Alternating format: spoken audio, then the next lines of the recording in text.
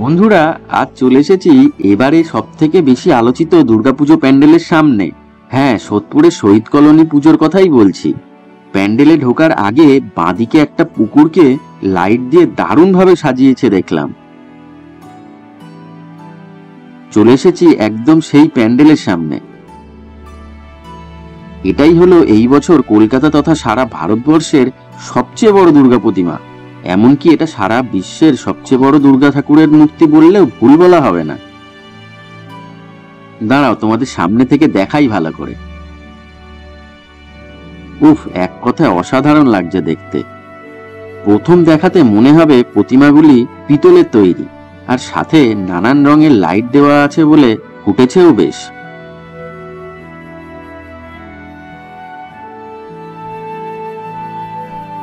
তোমরা ভিডিওতে কতটা বুঝতে পারছো জানি না, তবে এই দুর্গা প্রতিমার উচ্চতা 100 ফুট, তবে একদম সঠিকভাবে বলতে হলে উচ্চতা 107 ফুট। আর হ্যাঁ, সব ঠাকুরের বাহনগুলো প্রতিটি মূর্তির জাস্ট নিচেই বানানো হয়েছে। যেমন দেখতেই পাচ্ছ, ইঁদুর, পেঁচা, হাঁস ও ময়ূর।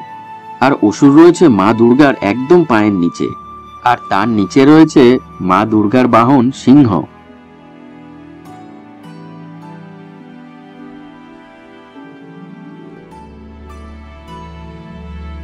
সোদপুরে এই শহীদ কলোনির দুর্গাপুজো 75 বছরে পা দিল, তাই এবারে এদের থিম 75-এ 100। জানতে পারলাম এই পুজোটা উদ্বোধন হবে 6 তারিখ, মানে রবিবার। তোমরা যখন এই ভিডিওটা দেখছো ততক্ষণে উদ্বোধন হয়েই গেছে, তাই এই পুজোটা কিন্তু এই বছর একদম মিস করা চলবে না।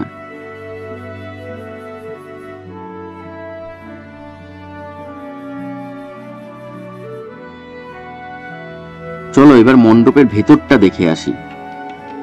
ভিতরে ঢুকেই নজর কাড়বে মা দুর্গা ও তার 4 সন্তানদের এই অপূর্ব মূর্তিটি। মা দুর্গার টোটাল 3 ধরনের মূর্তি দেখতে পাবে এখানে।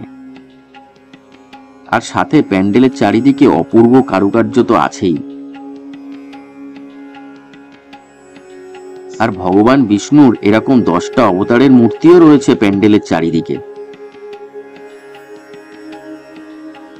এবার একটু বলি তোমরা এখানে আসবে কি করে। সোদপুর স্টেশনে নেমে 1 নম্বর প্ল্যাটফর্ম থেকে বেরিয়ে টোটো ধরে মাত্র 15 টাকা ভাড়া দিয়ে 10 মিনিটেই পৌঁছে যেতে পারো এখানে। আর পায়ে হেঁটে আসলে সময় লাগবে 15 মিনিট মতো। দূর দূরান্ত থেকে অগন্তি মানুষ এই পুজো দেখতে আসবে, সেটা আর বলার অপেক্ষা রাখে না। তোমরা কবে দেখতে আসছো কমেন্ট করে জানিও কিন্তু। এখন তাহলে টাটা।